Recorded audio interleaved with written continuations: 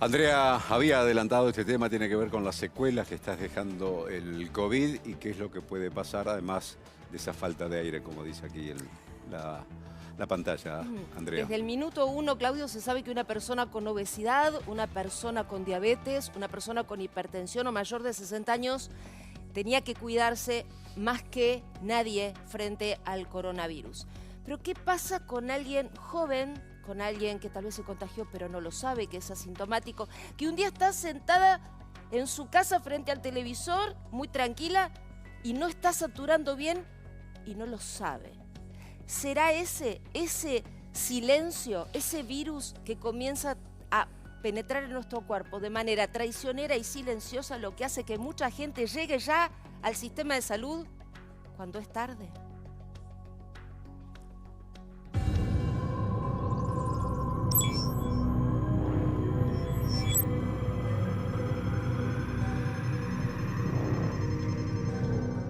¿Y estuviste cuántos días en terapia?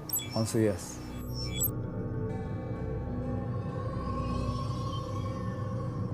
El día que me trajeron me molestaba la luz y tenía... yo sentía aire, iba al baño y sentía que me iba desinflando y cuando llegaba a la cama ya no tenía aire, tenía entre 3 y 5 minutos para recuperar el aire. ¿Qué es lo último que te acordás de antes de la intubación y lo primero que te acordás después en el destete cuando saliste de respirar? Tenía un poco de miedo, pero no por mí, sino por mis hijos y por mi esposa, que también estaban contagiados porque yo llevé la enfermedad a mi casa. Traición y silencio. Traición y silencio. Imaginemos una trama de suspenso en la que una fuerza del mal coopta secuaces en un plan siniestro. Y apliquémoslo a nuestro cuerpo. Pensemos en el COVID, un virus que se las ingenia para ingresar al pulmón y hacerlo territorio suyo.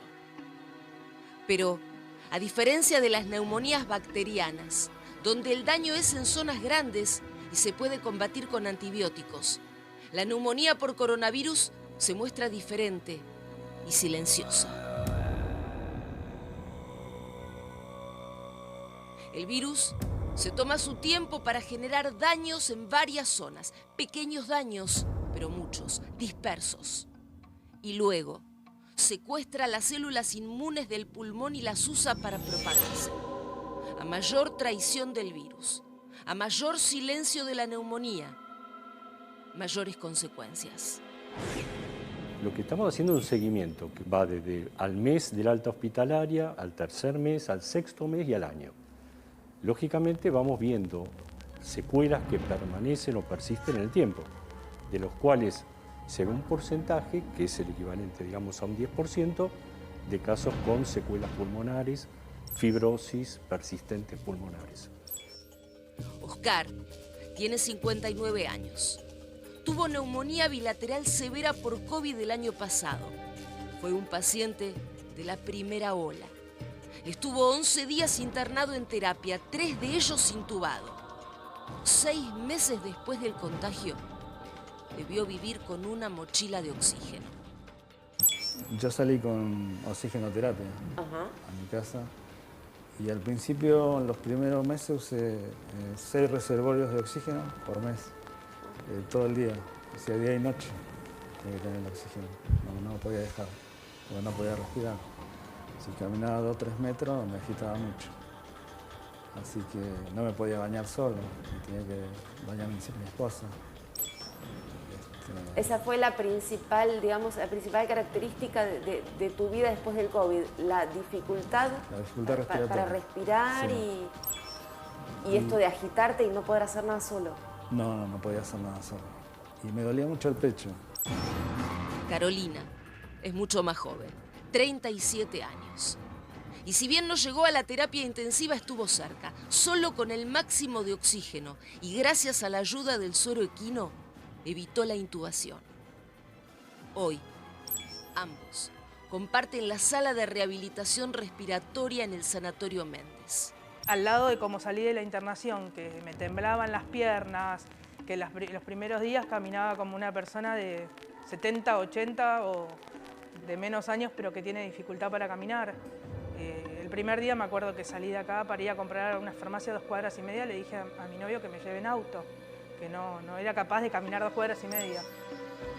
Hoy, ambos son parte del universo de pacientes que pueden dar fe de que las secuelas del COVID podrían durar aún mucho más que la propia pandemia.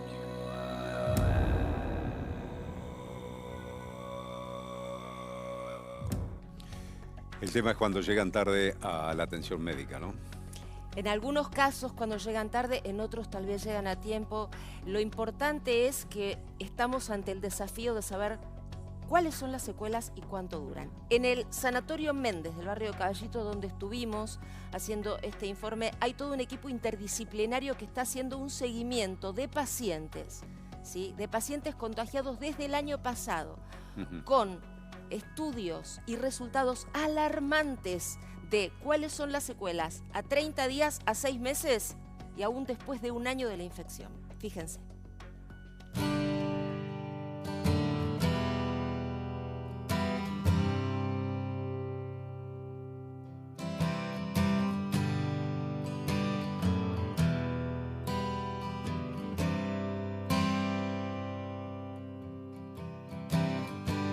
Las consecuencias son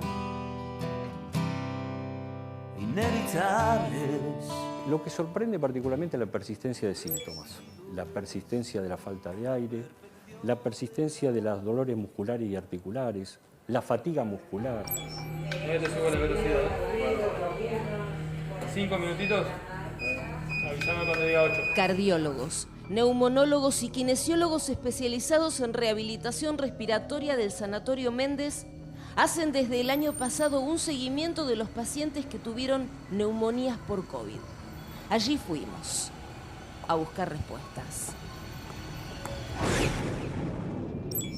A estos pacientes nosotros los evaluamos a los 30 días, a los 60 días, a los 6 meses y al año, y encontramos que ocurren alteraciones funcionales y estructurales que persisten luego del mes de externado.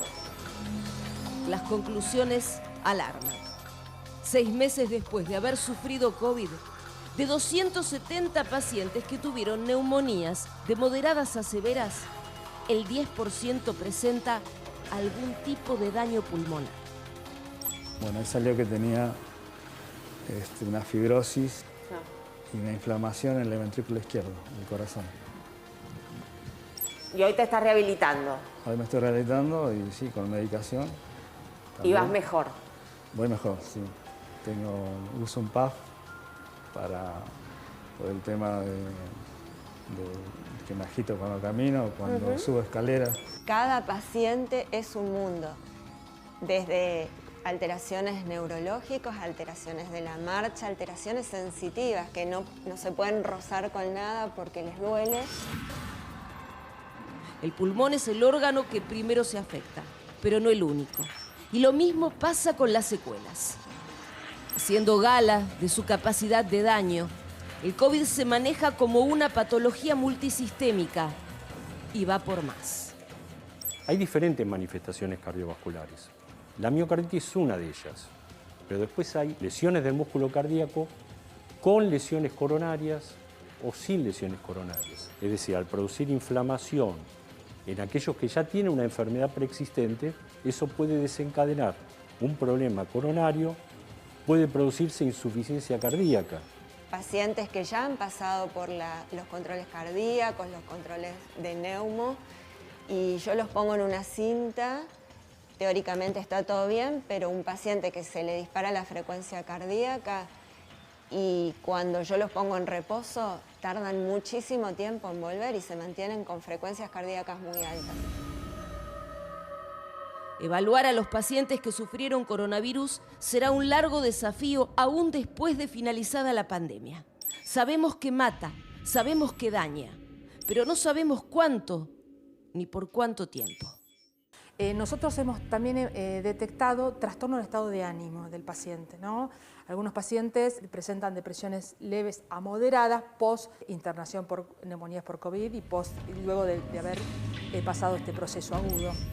Y los alcances de las secuelas son tan enormes como enorme es la cantidad de pacientes infectados en el mundo. Ahora se me fue yendo un poco el cruzarme con la gente en la calle, pero también le tengo mucho miedo a volver a contagiarme. O sea que las secuelas en tu caso son un poco físicas, pero también hubo algo de lo emocional. Sí, lo emocional seguro. Salí de acá, apenas me llevaron en la ambulancia para darme el alta en la puerta de mi casa, me puse a llorar, me encontré con mis familiares, me puse a llorar. ¿Esto deja secuelas? Deja secuelas, sí.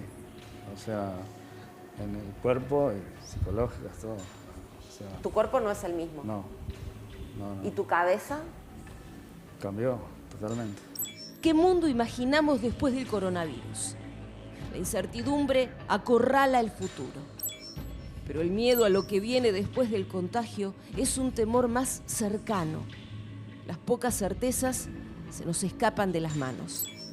Porque no hay peor desconcierto que dejar de ser lo que fuimos a manos de un enemigo del que por ahora solo conocemos poco más que su nombre. Ante esta incertidumbre de cómo va a evolucionar cada paciente, la recomendación es cuidarse. Si uno tiene síntomas, dolor de pecho, falta de aire, palpitaciones, es importante el control cardiológico. Más allá de los derechos individuales, la pandemia y esta enfermedad tiene que ver con los derechos colectivos, el proteger al otro. No quiero volver a contagiarme. Quiero vivir para darle un futuro a mis hijos y bueno, y a mi esposa también.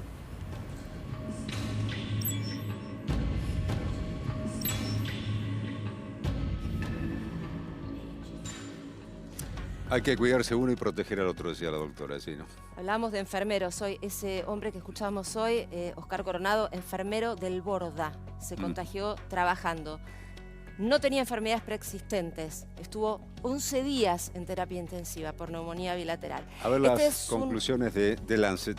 El último informe que hizo la prestigiosa revista The Lancet haciendo un balance sobre lo poco que se sabe de las secuelas por ahora. Y lo poco que se sabe es grave. El 76% de los pacientes que han sido chequeados en este gran estudio que se encaró en Europa presentó algún síntoma hasta 6 meses después de la infección. El próximo dato tampoco es alentador y tiene que ver con cuáles son esos síntomas que persisten. Que persisten a lo largo del tiempo, en algunos más, en otros menos. Fatiga, dolor muscular, esa disnea, esa falta de aire, la función pulmonar o cardíaca alterada y las complicaciones renales también. Y lo otro tiene que ver ya no con lo orgánico, sino con lo emocional. Lo hablamos la vez pasada cuando habíamos hecho un informe sobre las secuelas emocionales y neurológicas y esto refrenda aquella estadística. 1 de cada 3 pacientes presenta algún tipo de secuelas que no tiene que ver estrictamente con lo físico, con la falta de aire, pero sí con lo emocional, que por cierto no es poca cosa. Gracias, Andrea.